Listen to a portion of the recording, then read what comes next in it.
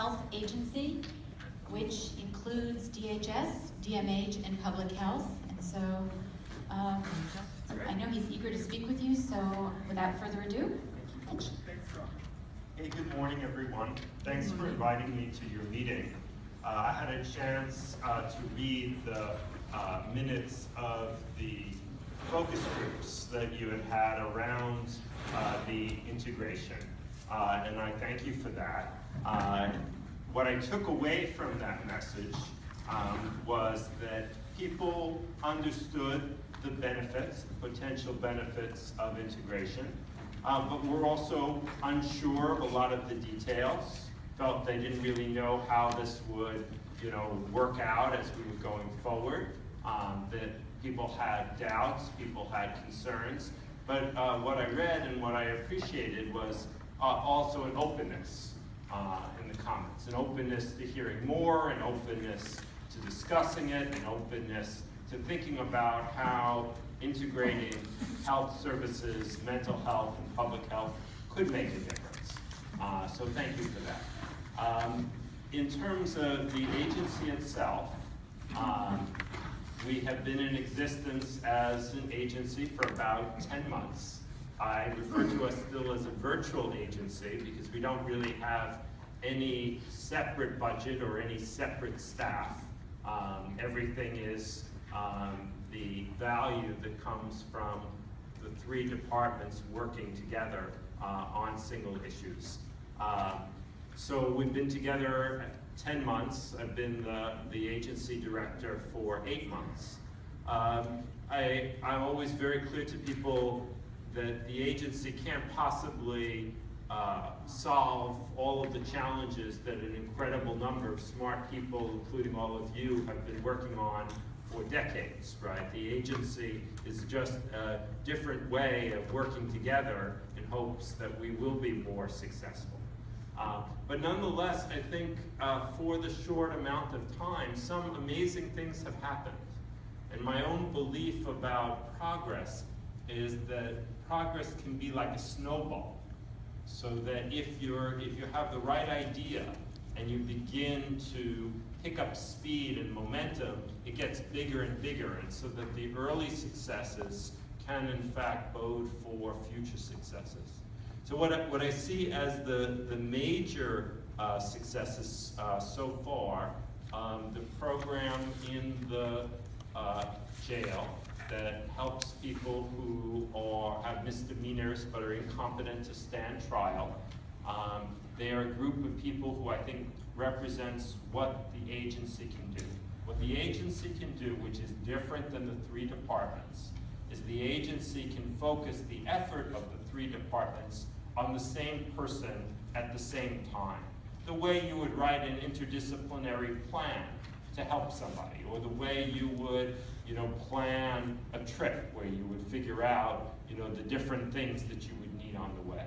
So the distinction in my mind is that in the past, when the people who were the incompetent to stand trial, before people worked together, mostly they just sat in jail.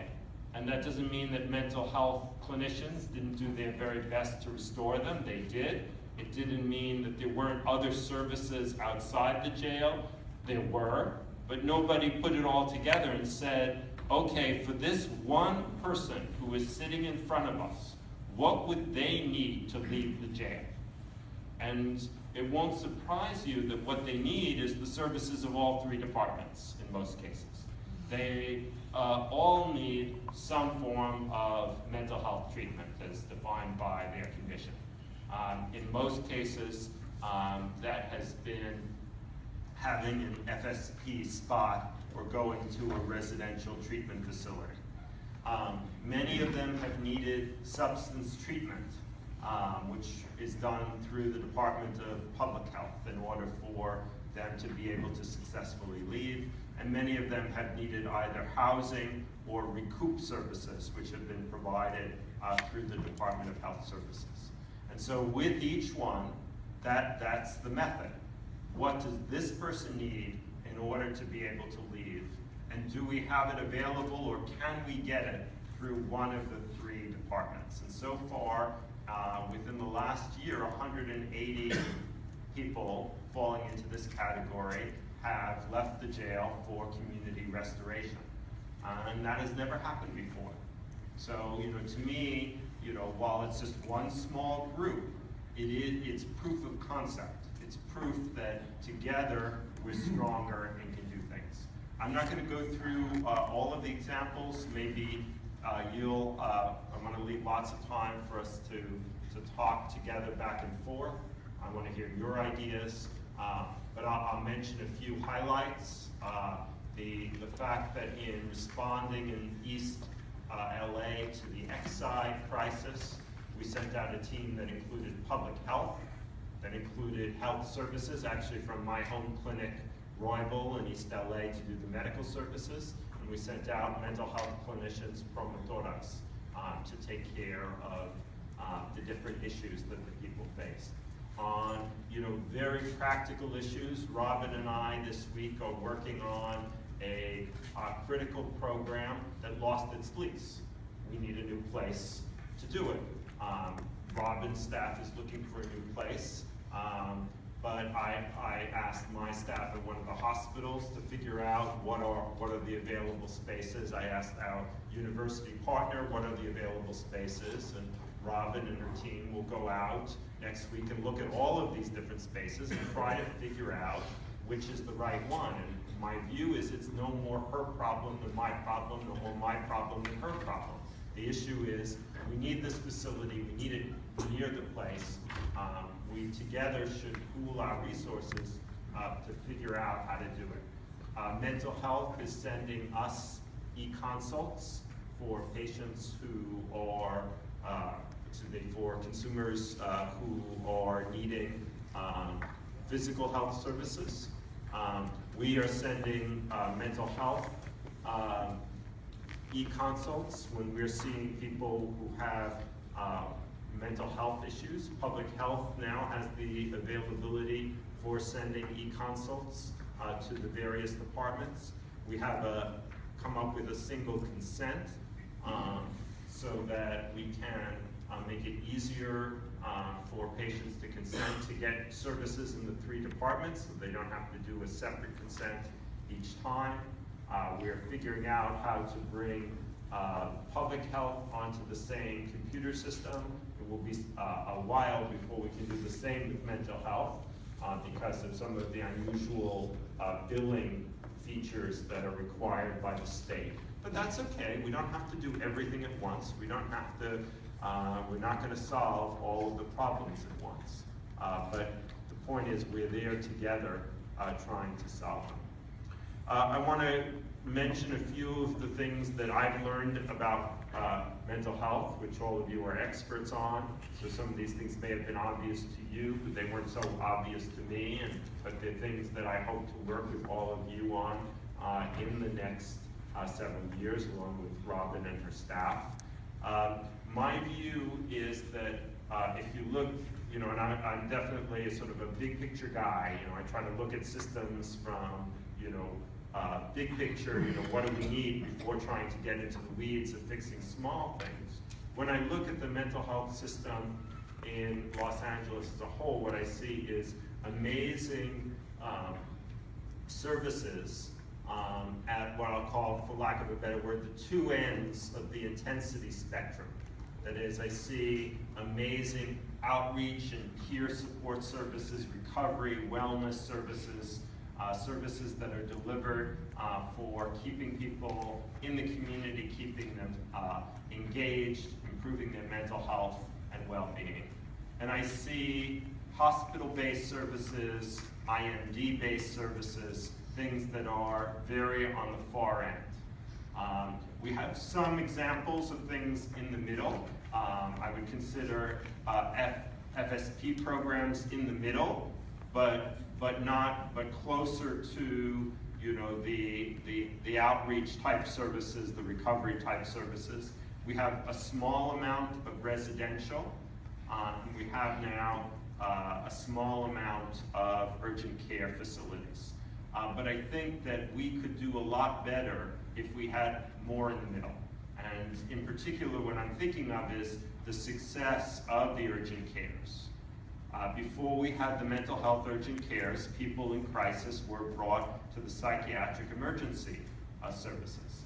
Now, that's, for those of you who've been visited, that's a very difficult place, very upsetting. It has to exist. There are people who are in such crisis that that is the only safe place for them. They have to be in a place where there are double doors, where there are double windows, and where people can be secluded or people can be restrained to get medicines. Whoa. But those are the only people who should be at those places, not other people who are struggling in crisis. And our current situation is that all people, until the urgent care started opening up, all people who were in some form of crisis, who were too impaired to wait for an outpatient appointment, had to go to those psychiatric emergency services. And I'm talking about my own services, so this is not in any way a negative thing about those hospital services. It's just that my belief is they should only be for people who really need that level of intensity, and how frightening and destabilizing they must be for anybody else. Since opening several of the urgent cares, or in one case expanding the capacity of Exodus across from LAC USC, we've seen a decrease in the census of all the psychiatric emergency services. I think that's a great thing. And we have not had any untoward problems with people who've gone to the urgent cares. I think the same challenge, although it's going to take us a little longer, awaits us with looking at IMD beds. People know that IMD beds are both scarce and expensive. They are locked beds. And because of the restrictions, we cannot get any revenue from them, even when somebody has Medicaid. The question that I've been pushing Robin on and Mary on, and they've been incredibly responsive, is it's very similar in my mind to the question about PES. There are people who, in order for them to be safe, need to be behind locked doors. But are there other people for whom we're confusing severity of illness with need for locks? Right? In other words, yes, they need a very intense level of service, but no, they're not trying to leave. They want to be cared for. They want to be in a safe place. They want to be able to get meals. They want to be getting their activities. And the challenge, and I hope you don't think it's too silly a metaphor, but I found people have understood it, is why can't we have residential facilities that are like cruise ships, right? Think about cruise ships, right? Rich people pay enormous sums of money to essentially be locked up, right? I mean, you're on this boat, right? You can't get off, right? There's nothing needed, right? Why do people agree to do this, right? What kind of crazy person would pay huge sums of money to be completely isolated? Well, it's advertising, but they have phenomenal food. Ask anybody who goes on a cruise. They have phenomenal food, and all day long, they have fun activities. Yeah. And so, you know, the question on a metaphor that I've been posing, you know, to Robin and Mary, and that I would like to engage all of you with, is what would it mean if instead of some portion of IMD beds, we had residential programs with phenomenal food, where people felt that, gee, if only I stay till tomorrow. Tomorrow is the day that they have pulled pork tacos. On Wednesday for lunch, there's always pulled pork tacos. And if I'm going to leave this place, I'm not leaving, you know, on a Tuesday, right? Maybe after I have the pulled pork tacos, I'll leave. But by then, maybe we can entice them, you know, that there is an even better meal coming, you know, on Thursday. What if, you know, these places were filled with activities that people really enjoy, right? Now, I'm not saying that this would work for everyone, but in order for us to make progress, it doesn't need to work for everyone, right? If we could imagine that 30%, and again, you know, this is always how I like to think, you know, big system before we try to make it work. If 30% of the people who are currently in IMD beds could succeed in, and again, I don't want to confuse